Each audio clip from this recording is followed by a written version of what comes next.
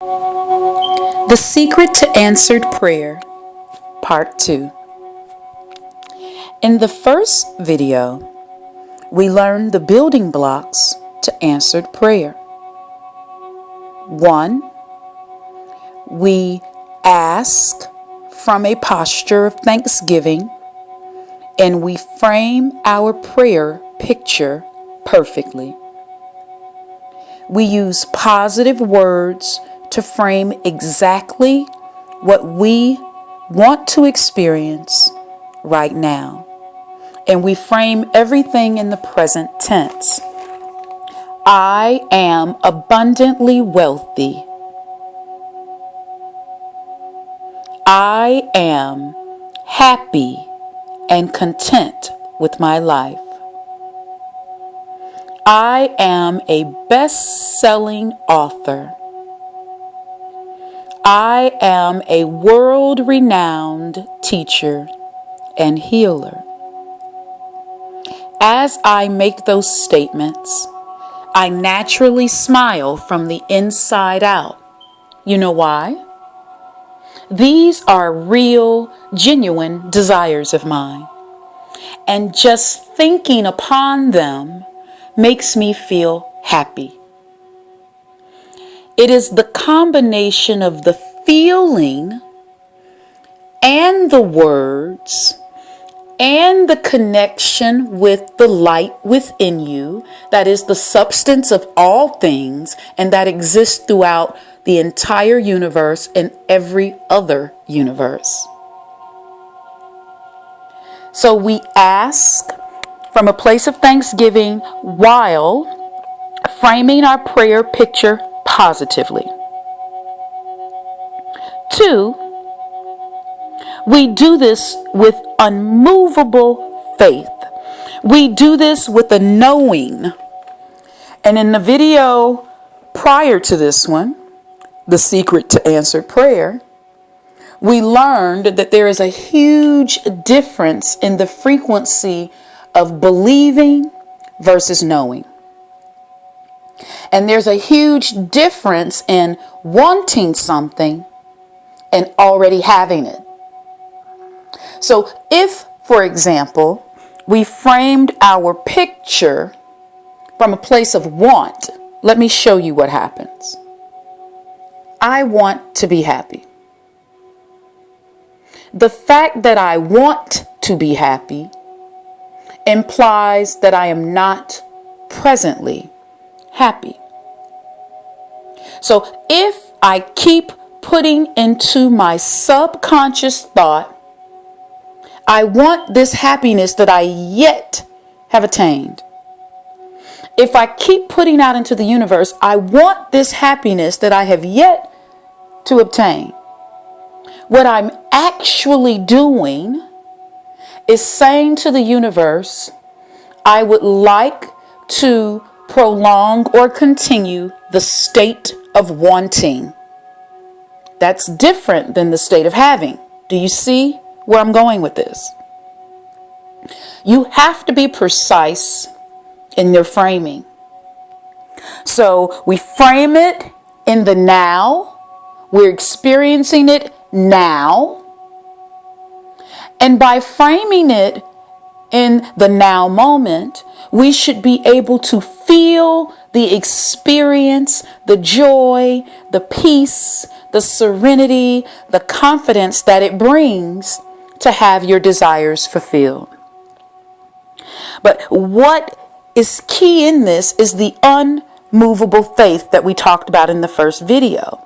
You have to put yourself in a feeling in your heart. You have to emotionally take yourself to the experience of already having it. And then the third part, or the third building block, was to push, to pray until something happens, to visualize until something happens, to meditate until something happens from a posture of thanksgiving, from a posture of gratitude, from a posture of presently walking in it, and I just want to thank you. Okay? And then we also discussed in the first video, we have to create that holy trinity within us. And this is the pathway to manifestation. So again, I would strongly advise, go back and look at the first video if you haven't done so recently. But here's the Holy Trinity. You open your heart, you open your mind, and you open them with the express purpose of matching the vibratory frequency of the image of God that already lies within you.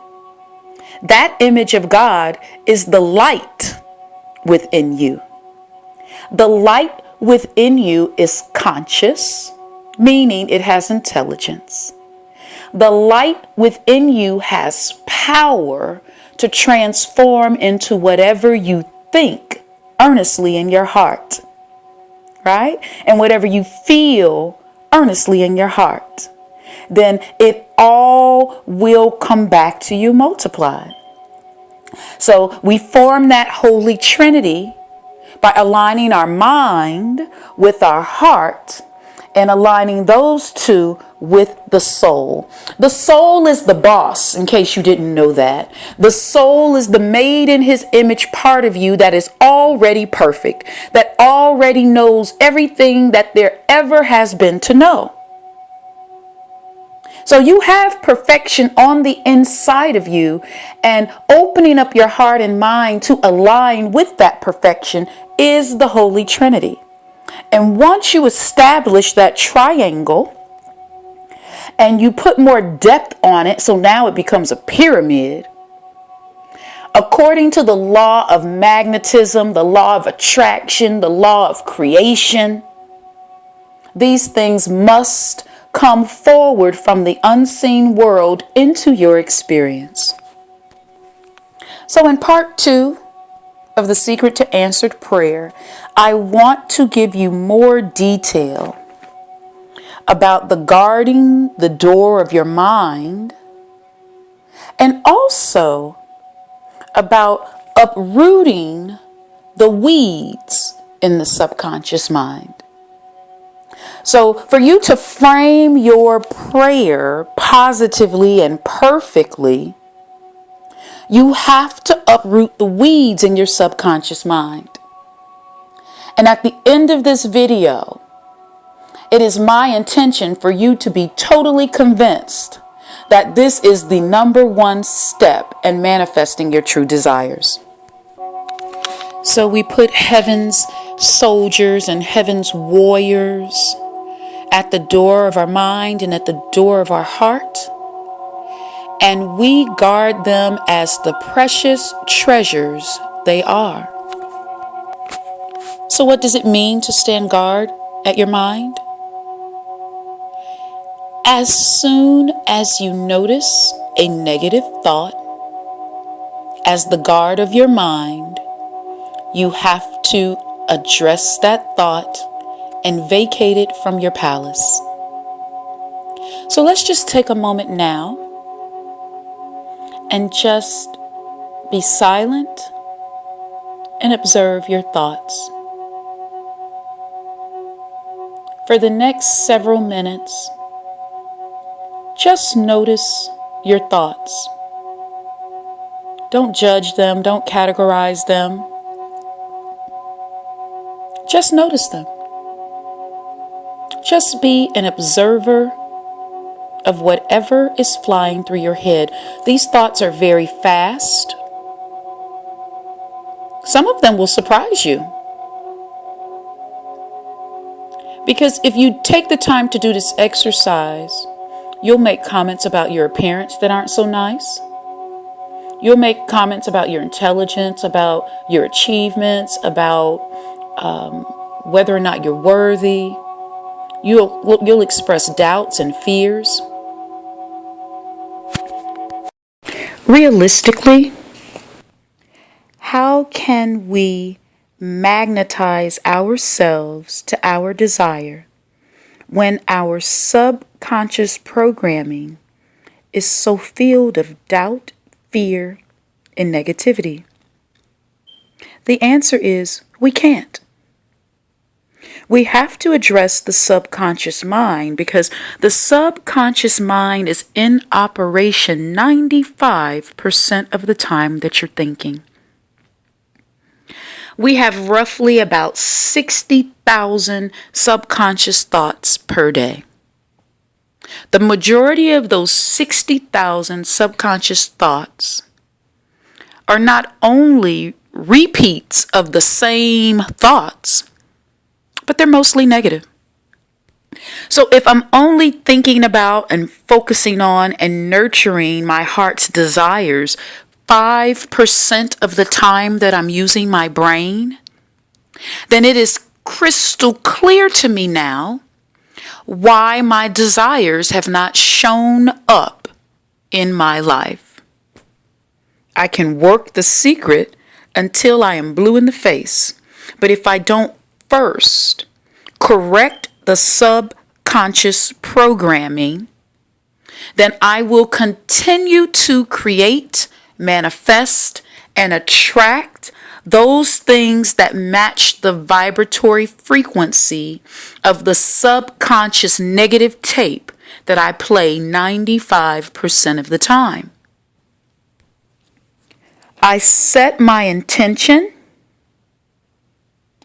to reach the vibratory frequency within my heart that magnetizes me to my deepest righteous desires. There is an aqueous, intelligent light directly from the universal supply that is pure, and it's as vivifying as life itself. And it resides in me as my soul, or as the Christ light within me. This same vivifying, intelligent light is omnipresent light of life, and it literally exists everywhere around us. And this same powerful light is subject to my conscious control and direction.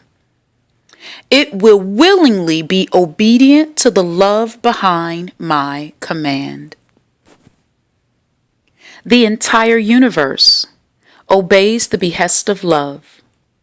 Whatsoever I desire manifests itself when I command with the authority of love. The more intense the feeling of already having my desire, the more quickly it will be attained, the more quickly it will magnetize to me. Mankind was created in the image and likeness of God. God's intent for you is abundance of every good and perfect thing.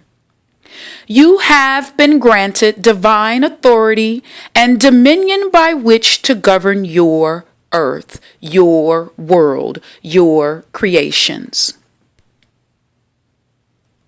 To walk in this divine authority and dominion, you must fully accept yourself as a temple of the Most High living God.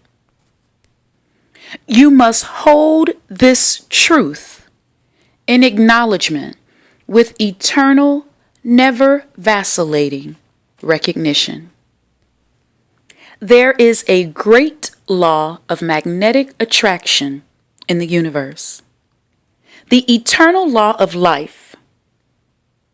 What you think and feel, you bring into physical form. Where your thought is, there you are. For you are your consciousness, and what you meditate upon, you become. Where your thought is where you are, for you are your consciousness. These are the truths that we start to rewrite on the subconscious mind.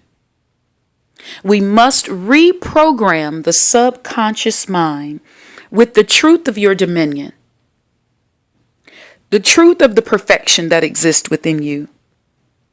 the truth of your ability and authority to use the power of your words to put shape and form onto the aqueous, intelligent light that exists throughout the stratosphere. I rewrite what is being picked up from my internal environment. And whatever it is being replicated in its fullness and returned to me. So I ask you, what exactly is being picked up by the universal antenna from your internal environment? What are you feeling when you have the thoughts that are in your subconscious mind? For example, let's take a moment to think about lack.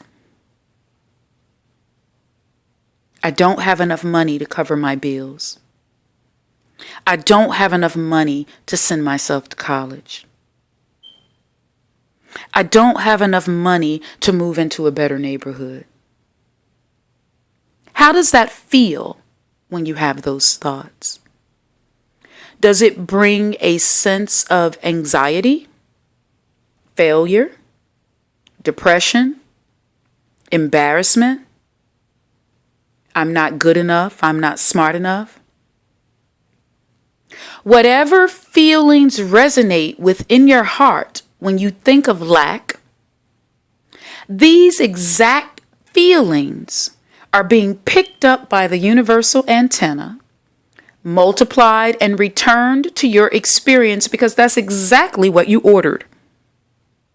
What's in your heart goes out into the universe and returns multiplied.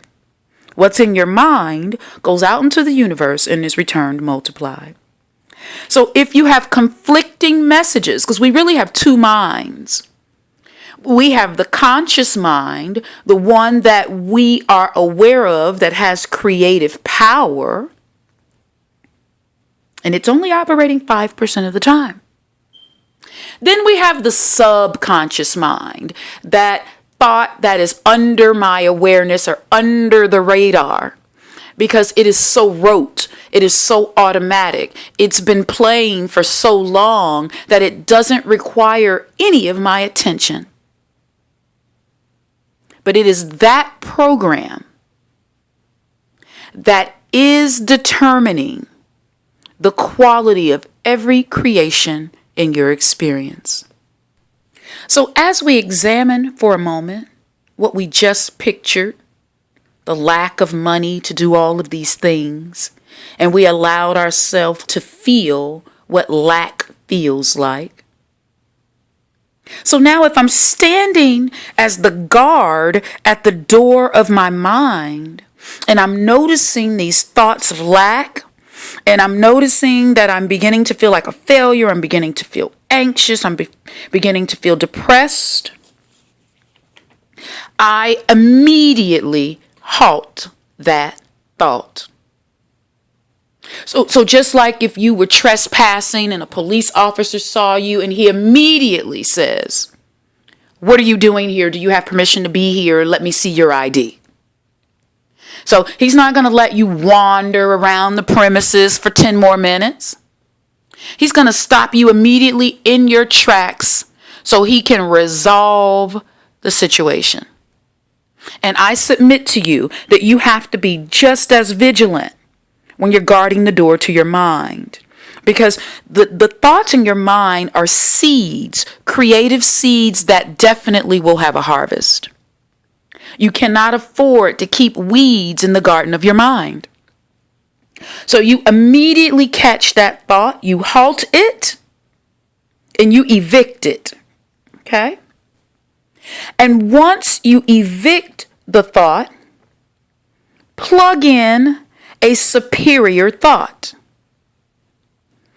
I have money abundantly right here and right now. I am a money magnet. Money flows to me easily in multiple streams. I receive it graciously. I govern it responsibly, and it continues to expand and multiply. How does that feel? How did that picture feel to you? You see the difference? Did it bring a smile from the inside? Did you feel more relaxed? Did you feel hopeful? Did you feel rich? Did you feel thankful? Please note that being consciously aware of how to manifest will not, in and of itself, change your world. You know why? Because knowledge is simply a collection of facts until you apply it. Once you take that knowledge and apply it, now it has become wisdom. And now it has become power. Because now it is an agent of change. So knowing a whole bunch of facts doesn't really serve you. It may impress some other people, but it doesn't really serve you if you do nothing with those facts. As you apply those facts, as you use that information for tools of transformation, these facts become wisdom, and now you're joining as one with this wisdom, and this wisdom is becoming a part of you. So now you take this wisdom and you rewrite the subconscious program so you can generate the desired input. Know that the conscious mind learns differently than the subconscious mind. Have you updated your subconscious programming recently? Or are you playing the same old paradigm, the same old mental recordings from childhood? I have a newsflash for you. The paradigms that you've been playing in your subconscious since childhood, they're not even from you. They're based on someone else's vision, someone else's moral code, someone else's information and reaction and response to life that you picked up from your environment. The programming that you have, unless you have recently updated it, is the programming from your family, from your community, from the leaders that have influenced you. But how can this programming bring you your conscious desires? Remember, this programming is on autopilot, and it's been on autopilot since childhood, and you had zero participation in the conscious designing of this program. You simply downloaded other people's programs. You emulated how other people responded to life. And this program plays on default 95% of every day. So you don't even see your own subconscious mental behaviors. You don't even realize what it is you're thinking 95% of the time because it's playing on default. You know how sometimes you get in your car and you just start driving and you temporarily forget where you're going, but you're still driving safely. You may have no clue. Where was I supposed to be going? But you're still operating that car with precision because it's on autopilot. Because you've done it for so long, you now don't have to think about it. That's exactly how the subconscious mind works. But the subconscious mind is filled with weeds of negativity and doubt and fear. So we have to uproot those weeds. And once we replace those weeds with seed that will have the intended harvest, now we can say we are a conscious creator. So the task that I set before you is to custom design your mental software to design your subconscious programming specifically to output your deepest desires. The manifestation in your life is only as good as the subconscious program you're running underneath the conscious track of your mind. So I have to upgrade my subconscious program or software to positively correlate with my exact desire. And we already know as it stands, we stay in our conscious thinking only 5 to 10% of the time. So I'm only consciously pushing my deepest desires 5 to 10% of every day. And I'm being dominated by my subconscious programming that I did not write or customize to my desires. This is your true obstacle to manifestation. The subconscious mind is counteracting your true desires. It's doing it unconsciously, meaning you're not aware. It's doing it unbeknownst to you. Have you ever been in love?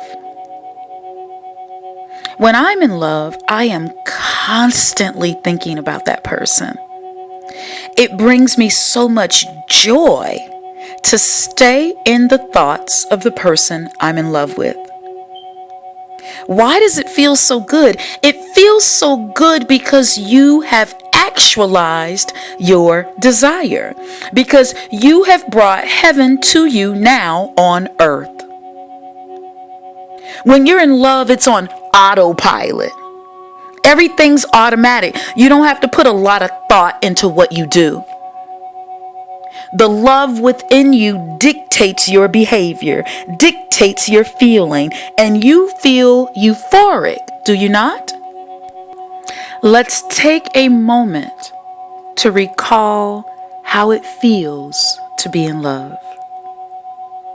The joy, the happiness, the serenity, the peace, the hope. Let's feel it now. And then we rewrite our subconscious programs with our wishes and our desires from our new advanced paradigm. Negative subconscious programming is a pesky, destructive, unwanted guest in the palace of your mind. These thoughts are counterproductive and therefore must be uprooted to allow the garden of your desire to be watered, nurtured, and to give you an abundant harvest. We must de-weed the subconscious mind for our garden of right desire to flourish. So we stand at the guard of the door of our mind, and as we notice these negative thoughts, we don't have to be angry with the negative thought. We just observe it and we take control. And you can take control calmly, firmly, but calmly. I uproot this thought from my subconscious mind, and you immediately replace it with a track in the program that reflects your new paradigm. I am the unconditional love of God. I attract unconditional love effortlessly. You see the difference?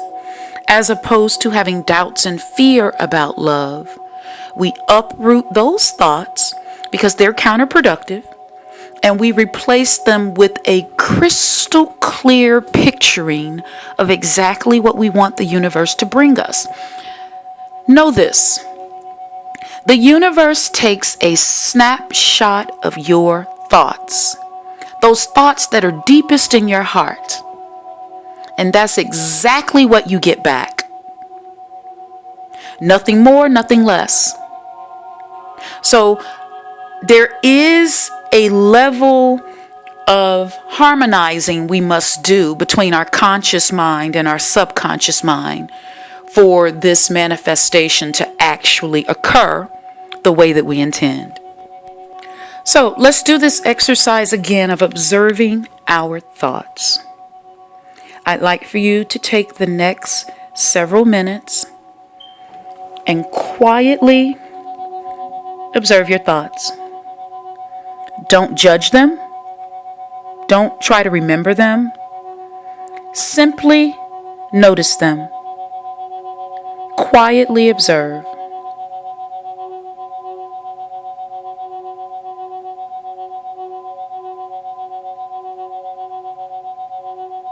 No judgment, just quiet observation.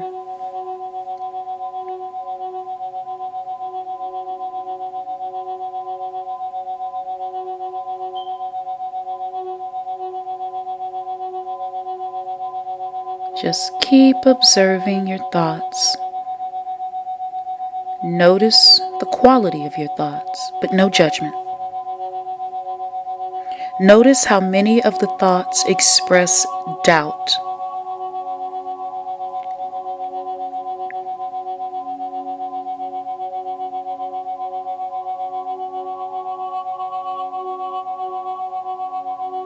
Just keep observing.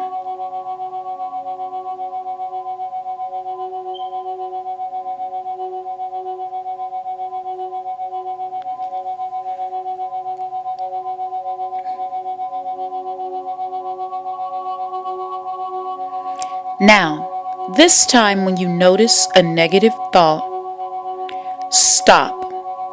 Stop the thought in its tracks. In your mind's eye, see yourself uprooting the thought. See yourself replacing it with a positive thought that frames your desire perfectly. For example, here's a negative thought. I'm out of shape, I'm overweight, I'm kind of fat. Now, mentally picture yourself plucking that thought from the garden in your brain. Mentally picture an angel of love replacing this old thought with the words, I am healthy, happy, energetic, and full of the excitement of life. I am pleased with my appearance. It reflects the health and happiness in my heart. Repeat these truths. Repeat these thoughts. I am healthy, happy, energetic, and full of the excitement of life. I am pleased with my appearance. It reflects the health and happiness in my heart. I am rejuvenated. I am muscular. I am perfectly healthy. And you repeat this track. You repeat this programming until you can feel the emotions associated with the picture you're painting. While you're in this process, negative thoughts may crop up. You just weed whack again until they're gone. You repeat the new track until you feel it, until you can maintain the feeling. And each time a new weed or negative thought crops up, get your weed whacker and whack it and replace it with something stronger and more fortifying for your desired outcome. And we do this for each negative thought. And the more we do this exercise, the more we develop a habit of programming on the subconscious level that is in alignment with our conscious desires. One method of reprogramming the subconscious is quite reliable. Subliminal programming. Subliminal programming is programming that is taking place during the theta waves in your brain. Those theta waves occur right before the delta waves or the sleep, the actual state of sleep. So they have subliminal tapes. Maybe you could even make your own. But provide yourself with a subliminal tape that is going to program you with things that you actually want to be programmed with. Thoughts of love, self-love, authority, intelligence, divine power, happiness, divine purpose, abundance. And you introduce this positive programming on your way to sleep. Because as you get more and more relaxed, and as you go deeper and deeper in your consciousness, it is a perfect opportunity to jump on the subconscious track of your mind. And you program it with all of these positive thoughts. You are downloading yourself with positive data, positive pictures that are framed perfectly for your desired outcome. So we allow ourselves to download this subliminal programming every night. We do this over and over and over to create a mental habit that will become automatic, that will become our rote programming. You know, like driving. Remember when you first learned how to drive? There was a lot to remember. You had to remember all the turn signals. You had to remember, okay, this is the gas, this is the brake. I have to watch all the other cars. Then there's the radio. And God forbid if you have somebody in the car trying to talk to you. It's just so much going on when you first learn to drive. But then as time passes, you don't even think about what you do in the car anymore. You turn it on, you drive, now you're eating while you're driving, you're looking for things while you're driving, you're putting on makeup while you're driving. All because you now don't have to engage your conscious mind. Your subconscious mind is driving the car. So once you get used to a new thing, and you got used to your negative subconscious programming as a child, it then is on autopilot and you don't have to think about it further. Now with the subconscious thought, that's dangerous because we know that most of the subconscious thought is negative. So it would behoove us to take the time to reprogram the subconscious. And in this example I just gave, it's a good illustration of how the subconscious mind and subconscious mind don't often align. The conscious mind didn't even observe the fact that the subconscious mind was driving because it's become such a habit for you. The conscious mind can now free itself up and it can engage in talking and eating and otherwise distracting itself. Now, I'm not recommending this, but this is what we tend to do in our cars. It's a perfect illustration of what our mind is doing 90% of the day. It's on autopilot. Although, if you ask a group of people, do you love yourself? Almost everybody in the room will say yes. But if you were actually to do muscle testing to confirm that answer, 80 to 90% of the respondents would fail the muscle test. In other words, they don't really feel a sense of complete love for themselves. Now, I submit to you, if in your deepest heart of heart, you're not loving yourself, how can you attract someone else that will love you in a healthy way? You can't.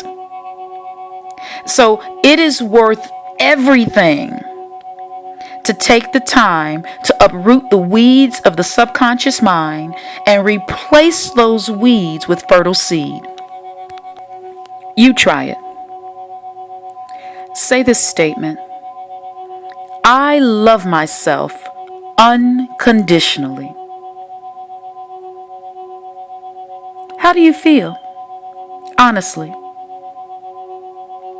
Do you feel happy? Do you feel peaceful? Or do you feel some type of tension inside you as if you didn't speak a truth? It's important to notice how you feel.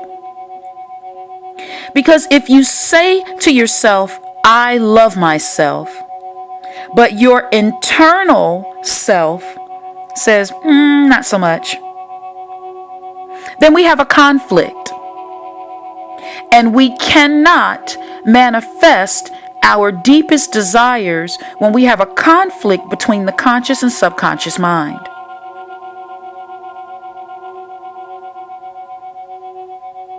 Okay?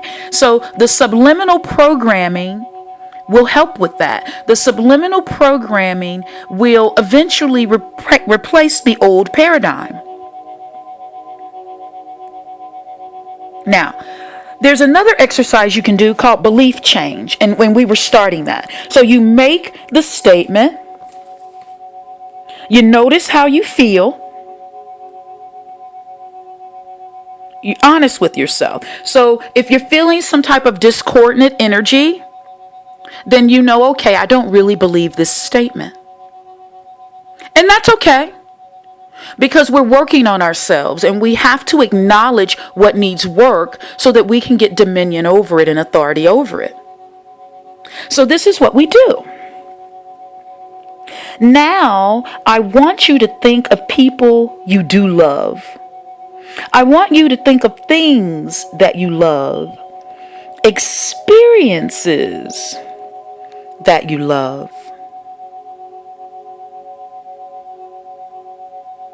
Now, say the statement again. I love myself unconditionally. Does it feel any different this time?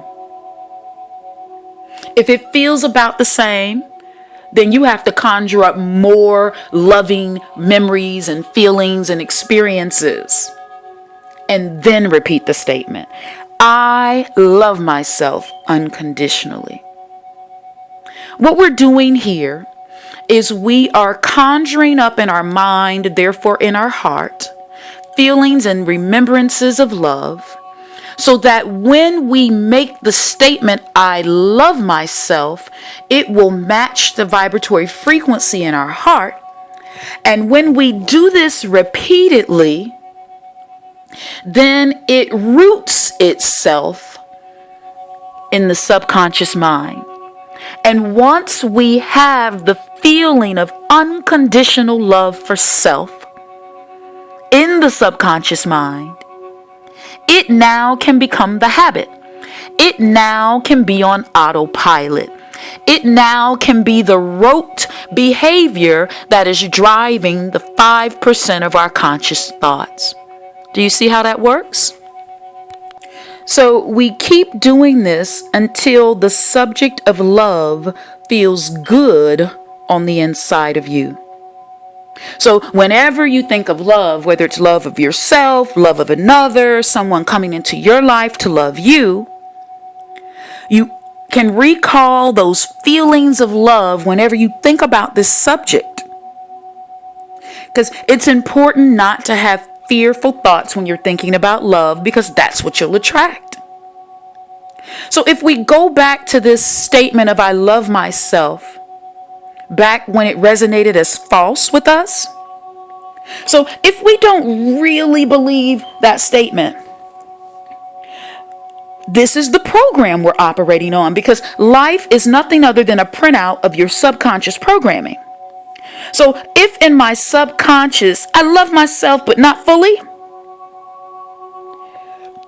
how can I expect someone else to love me fully and completely in an unadulterated way? I can't create or manifest or attract that if I don't feel it in my heart.